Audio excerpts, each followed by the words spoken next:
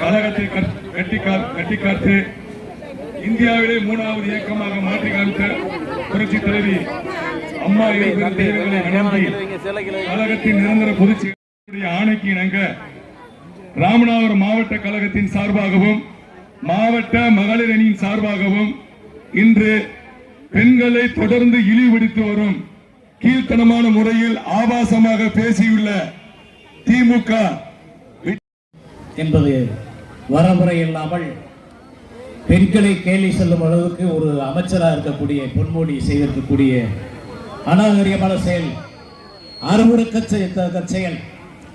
இந்த செயல் நாட்டு மக்களுக்கு மட்டுமல்ல, அனைத்து மக்களுக்கும், தாழ்த்தப்பட்ட பிற்படுத்தப்பட்ட மக்கள் அனைத்து மக்களுக்கும் இந்த நிகழ்வு ஒரு அருவருக்கத்தக்கமான ஒரு நிகழ்வு. பொன்முடி என்ற ஒரு அமைச்சர், அவரை கட்சியிலிருந்து நீக்கி இருக்கிறார்கள். ஆனால் அமைச்சரிலிருந்து நீக்கப்படவில்லை. கண்துடைப்பு வேலை, ஸ்டாலின் செய்யக்கூடிய கண்துடைப்பு வேலை. இந்த ஆட்சியில் இந்த மக்களுக்கு என்ன பணியாற்றி இருக்கிறார்கள் என்பதை இருக்கக்கூடிய மக்கள் எண்ணி பார்க்க வேண்டும். நான் எதற்காக சொல்கிறேன் என்றால், இயக்கம் நம்மளுக்கு என்ன செய்ததை விட இயக்கத்துக்கு நாம் என்ன செய்த நோக்கத்தோடு அனைத்து இந்திய அண்ணா திராவிட முன்னேற்ற கழக தோழர்கள் தொண்டர்கள் அணிவகுத்து நின்றிருக்கிறார்கள். அந்த தோழர்களுக்கு ஒன்றை சொல்ல கடமைப்பட்டிருக்கிறேன். இயக்கத்துக்கு நாம் என்ன செய்தோம் என்றதை விட இயக்கத்துக்கு நாம் என்ன செய்ய வேண்டும் என்பதை இந்த நாட்டு மக்கள் நன்றாக அறிவுரை வேண்டும். அனைத்து இந்திய அண்ணா திராவிட முன்னேற்ற கழகத்தின் சார்பாக இருக்கக்கூடிய மகளிர் தலைவிகள், இருக்கக்கூடிய நிர்வாகிகள் அனைவரும் வந்திருக்கிறார்கள். இந்த இயக்கத்துக்கு அடிச்சோடு இல்லாமல் ஆக்கப்பூர்வமான செயலை மக்களுக்காக பணியாற்றக்கூடிய ஒரு பெரும் தலைவர்களாக வந்திருக்கிறோம். இந்த திராவிட முன்னேற்ற கழக ஆட்சி காலத்தில் என்ன செய்தார்கள் என்பதை நீங்கள் எண்ணி பார்க்க வேண்டும். கூறு போட்டு சாப்பிட்டுக் கொண்டிருக்கிறார்கள். பாதாள சாக்கடை திட்டம் நான் கொண்டு வந்த திட்டம். 2010 வரையிலும் நாங்கள் நகர்மன்ற தலைவராக இருந்த பொழுது இந்த நகராட்சிக்கு செலவழிக்கப்பட்ட தொகை 247 கோடி. இந்த 247 கோடியை மாநகராட்சியாக கூட கொண்டு வர முடியாது யாராலும். அப்படிப்பட்ட இந்த நகராட்சி செயல்பட்டுக் கொண்டிருக்கும் பொழுது பாதாள சாக்கடை திட்டம், காவேரி கூட்டுக்குடி திட்டம், இந்த ஊரே சுடுகாடாக்கி 3 அடி 3 அடி ஊரே தூக்கி பேவர் வச்சு ரோடு ஓட்ட வரலாறு எனக்கு உண்டு. ஒன்றை சொல்ல கடமைப்பட்டிருக்கிறேன். மாதம் ஒரு கூட்டம் நடத்துவேன். எதற்காக என்று சொன்னால், அதிகாரிகளை கூட்டி வைத்து இந்த நகராட்சியில் எவனும் அநாகரிகம் மக்கள்கிட்ட வந்து காசு வாங்கக்கூடாது என்பதற்காக, மக்கள் பணத்தை வாங்கக்கூடாது என்பதற்காக மாதம் ஒரு கூட்டம் நடத்திய வரலாறு எனக்கு உண்டு. நான் எதற்காக சொல்கிறேன் என்றால், எதிலையும் 5 பைசா நான் வாங்காமல் 247 கோடிக்கு திட்டங்கள் நிறைவேற்றிய ஒரு நகர்மன்ற தலைவர் என்றால் அது எனக்குத்தான் சாரும். அப்படிப்பட்ட இந்த நாட்டு நகர் மக்களுக்கு உழைத்த வரலாறு எனக்கு உண்டு. இங்க உள்ள நிறுவனங்களுக்கெல்லாம் தெரியும், இங்க இருக்கிற கம்யூனிஸ்டுக்கெல்லாம் தோழர்களுக்கெல்லாம் தெரியும். யாரும் ஒரு பைசா ஆர்ஜிஆர் வாங்கினது என்பதை சொல்ல முடியாது, நிரூபிக்க முடியாது. அப்படிப்பட்ட ஆட்டிய இந்த வரலாற்றில் இன்றைக்கு நகராட்சி சீர்கெட்டு கிடக்கிறது. பாதாள சாக்கடை எங்கு பார்த்தாலும் உடைத்து ஓடிக்கொண்டிருக்கிறது. அந்த பாதாள சாக்கடை டெண்டர் யார் எடுத்திருக்க? என்ன ஒண்ணு தெரியுமா உங்களுக்கு? ஆட்சி அதிகாரம் திமுகவுக்கு இன்னும் விரைவில் இல்லை. நீங்கள் எண்ணி பார்க்க வேண்டும். இந்த ஆட்சியின் அதிகாரத்தில் இருக்கின்ற மம்மதையோடு இருக்கிறீர்கள் என்று நினைக்கிறேன். அந்த பாதாள சாக்கடையை சுத்தப்படுவதற்கு ஒரு 5 பாயிண்ட் இருக்கு. கிட்டத்தட்ட 2645 ஜம்பிங் இருக்கு. இதில் கியூர் பண்றதுக்கு முடியாமல் அந்த டெண்டரை எடுத்து விட்டு வண்டி சும்மா கிடப்பில் கிடக்குது. அந்த வேலையை பணிகளை ஒழுங்கா செய்தாலே அந்த போகக்கூடிய வழிகளுக்கு அந்த வயவில் போய் சேரும் சாக்கடைகள் அதை செய்வதில்லை. அது மட்டுமல்ல, இன்னொன்று சொல்றேன், 2000 2005 வருடம் இந்த நகராட்சிக்கு டெண்டர் முறையில் எவ்வளவு வரவு என்பதை நீங்கள் சிந்தித்து பார்க்க வேண்டும். இன்றைய தினம் கழக பொதுச் செயலாளர் அண்ணன் எடப்பாடியார் அவர்களின் ஆணைக்கு இணங்க ஆபாச அமைச்சர் பொன்முடியின் அசிங்கமான வார்த்தைகளுக்கு கண்டனம் தெரிவிக்கும் வண்ணமும் ராமநாதபுரம் நகராட்சி நிர்வாக சீர்கேட்டை கண்டித்தும் மிகப்பெரிய ஆர்ப்பாட்டம் ராமநாதபுரம் மாவட்ட கழகம் சார்பாகவும் மாவட்ட மகளிரணி சார்பாகவும் நடைபெற்றுக் கொண்டிருக்கிறது. இந்த மாபெரும் ஆர்ப்பாட்டத்திற்கு தலைமை பொறுப்பேற்றிருக்கும் கழக மகளிர் அணி இணை செயலாளர் அன்பு சகோதரி திருமதி கீர்த்திகா முனியசாமி அவர்களே, இந்த நிகழ்ச்சிக்கு முன்னிலை வைத்து மாசமா பங்குனி உத்தரத்துக்கு முன்னாடியே நான் இங்க சொன்னேன், நகராட்சியில இந்த மாதிரி ஓடிட்டு இருக்கு, சாமி எல்லாம் வரும், காவடி வரும், அதை சரி பண்ணுங்கன்னு. மேடம் ட்வாட் போர்டு தான் மேடம் சரி பண்ணணும் அப்படிங்கிறாங்க. அப்ப நகராட்சி அதிகாரிகள் நீங்க எதுக்கு இருக்கீங்க? பொறுப்பெல்லாம் எங்கிட்ட ஒப்படைச்சிட்டு நீங்க வெளியே போங்க, நாங்க பாத்துக்கிறோம். அதிகாரிகளை எப்படி வேலை வாங்க வேண்டும் என்பது எங்களுக்கு தெரியும். உடனே நான் ட்வாட் போர்டு இன்ஜினியர்ட்டையும் பேசினேன், இன்னும் சரியாகல. இதுதான் திமுக ஆட்சியின் அவல நிலை.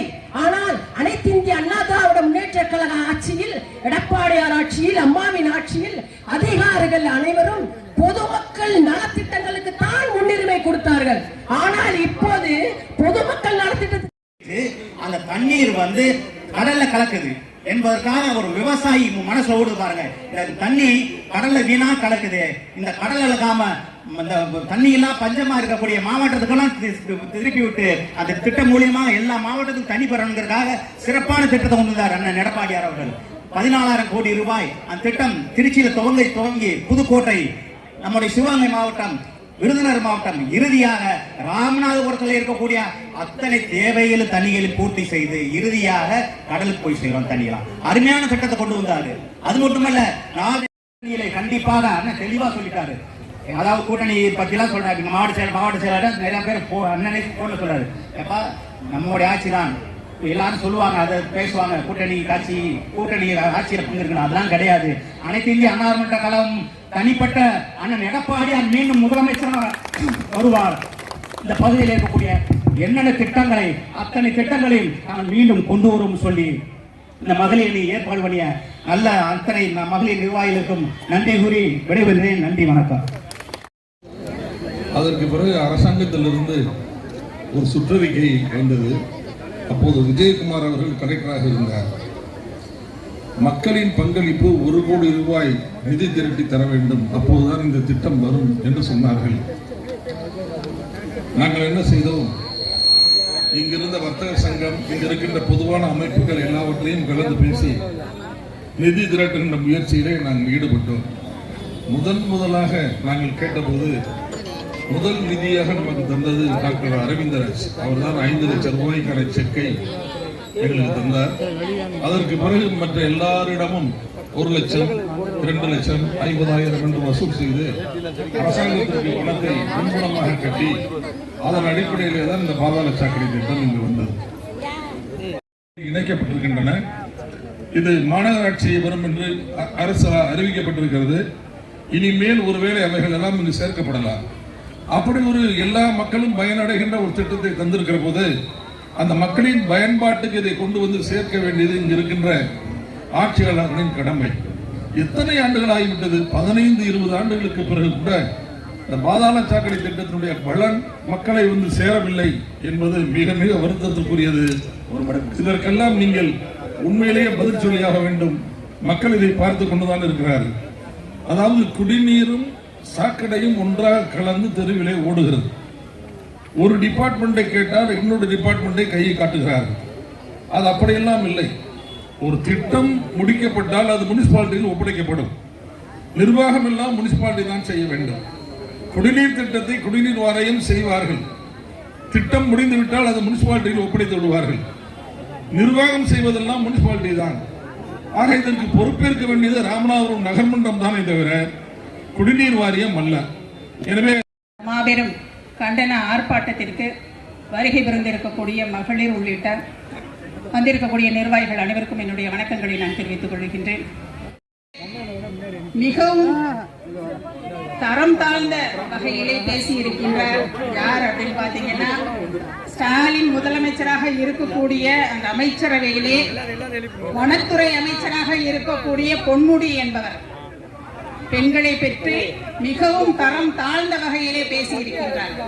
அதற்கான கண்டனங்களை நாம் தெரிவிக்க வேண்டும். அவர் நினைச்சிட்டார் பெண்களை பத்தி இழிவா பேசணும்னு பெண்கள்லாம் கண்டுக்க மாட்டாங்க, வெக்கப்பட்டுட்டு தலை குனிஞ்சு போயிடுவாங்க நினைச்சிருக்காரு. பேச்சு வராது. ஒரு இழி பிறவிக்கு தான் இந்த மாதிரி ஒரு கேவலமான ஒரு பேச்சு வரும் என்பதை கூறி, அவருடைய முதலமைச்சர் யாரு? மு.க. ஸ்டாலின். உலர்வாய் ஸ்டாலின்ங்கிறது ஊருக்கே தெரியும். நேற்று கூட திருவள்ளூர் மாவட்டத்தில் பொன்னேரியில நடந்த ஒரு கூட்டத்தில் என்ன சொல்லியிருக்காரு? எத்தனை பேருக்கு நலத்திட்ட உதவிகள்? 63,124 பேருக்கு நலத்திட்ட உதவிகள் சொல்லிட்டு அதுக்கு என்ன சொல்லணும்? 63,124 பேருக்கு நான் நலத்திட்ட உதவிகள் கொடுக்க போறேன்னு சொல்ல முதலமைச்சரை நம்ம பெற்றிருக்கிறோம். எப்படிப்பட்ட முதலமைச்சர்? பள்ளிக்கூடத்துக்கு போனோம்னா முதல்ல கணக்கு வாத்தியார் நமக்கு சொல்லிக் கொடுக்கறது 1, 10, 100, 1000, 10,000ன்னு நமக்கு சொல்லிக் கொடுக்குற முதல் பாடமே அதுதான். இவருக்கு 63,124 கணக்கு வாத்தியார் தூக்குல தான் நேரம் தொங்கி இருப்பார். போயிருக்கின்றது. 2 நாட்களுக்கு முன்னாடி கூட நீட் தேர்வு போய் சொன்ன ஸ்டாலின், உதயநிதி ஸ்டாலின் இருவரையும் கண்டித்து ஒரு மெழுகுவர்த்தி அஞ்சலியானது நம்முடைய அரண்மனை அருகே நடந்தது.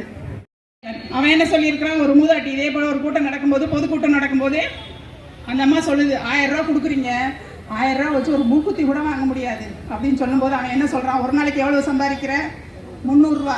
300 ரூபா சம்பாதிக்கிறியா? உனக்கு அப்ப 1000 ரூபா கிடையாது. எப்படி? அவன் யாரு? அவன் ஒரு பேச்சாளர். அதுல இருக்க திமுகவில் இருக்கக்கூடிய ஒரு நிர்வாகி. அவனுக்கு என்ன இருக்கின்றது? மக்களுடைய வரிப்பணத்திலே 1000 ரூபாய் கொடுக்கக்கூடிய திமுக அரசிற்கு இவன் என்ன தகுதி இருக்கின்றது மக்களை பார்த்து சொல்வதற்கு? அதே போலதான் அந்த பொன்முடியும். ஓசி பஸ், நம்மளை பார்த்து ஓசி பஸ். அவன் போறானே காரு, அந்த காருக்கு யார் பெட்ரோல் போடுறது? தமிழக அரசு. தமிழக அரசுக்கு எங்க இருந்து வருது ரூபா? நம்ம கட்டுற வரி பணம். இப்ப யாரு ஓசி? நம்ம ஓசியா அவன் ஓசியா? அவன் தான் ஓசி.